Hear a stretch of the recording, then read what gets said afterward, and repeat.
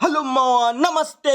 ఈ రోజు ఈ లైవ్ రొయ్యలతో సముద్రంలో చేపలు పడదామని వచ్చేసా మావా. ఇంకా ఈ రొయ్యలు చూడండి ఎంత ఫ్రెష్ గా ఉన్నాయో, ఏకదం లైవ్. ఇంకా వీటిని గాని గ్యాలానికి పెట్టి వేస్తే ఖచ్చితంగా చేప పడాల్సిందే మావా. ఇంకా గ్యాలాల విషయానికి వచ్చేస్తే నేనైతే ముందుగా ఒక ఫిషింగ్ రాడ్ తీసుకున్నా. ఇంకా దాని తాడుకి సింపుల్ గా ఒక 4 గ్యాలాలు కట్టి, బరువు కోసం చివర్లో ఒక 4 సీసాలు కట్టా. ఇంకా ఈ గ్యాలాలకి రొయ్యలు పెట్టేటప్పుడు చాలా జాగ్రత్తగా ఉండాలి, ఎందుకంటే కొంచెం తేడా అయినా రొయ్యలు చచ్చిపోతాయి. ఇంకా నేను ఇసిరిన ఇసురుడికి గాల్లోనే 3 రొయ్యలు ఊడిపోయాయి మావా. ఇంకిలా 5 సార్లు వేసిన తర్వాత ఫైనల్ గా మనకు చేప పడింది. ఇంకిలా చేప పడేదాకా ఒక టెన్షన్ అయితే, చేప పడిన తర్వాత ఇంకో టెన్షన్, ఆ పడిన చేప బయటికి వస్తుందో రాదో అని. ఇంకా నేనైతే ఇది పోయింది అనుకున్నానులే గాని సింపుల్ గానే బయటకు వచ్చేసింది బుజ్జిముండ మావా. ఇంక ఇది ఒక హఠాత్ పరిణామం, ఎవరు ఊహించినటువంటిది. ఇంకా ఆబ్వియస్లీ మనకి చేప పేరేందో తెలీదు. మీలో ఎవరైనా పుణ్యాత్ములకి తెలుసుంటే కామెంట్ చేయండి. ఇంకా అదేందో మావా, ఎప్పుడు ఫస్ట్ చేపే లేట్ గా పడిద్ది, తర్వాత ఇన్ని చేపలు ఎలా పడ్డాయో నాకు కూడా తెలియట్లేదు మావా.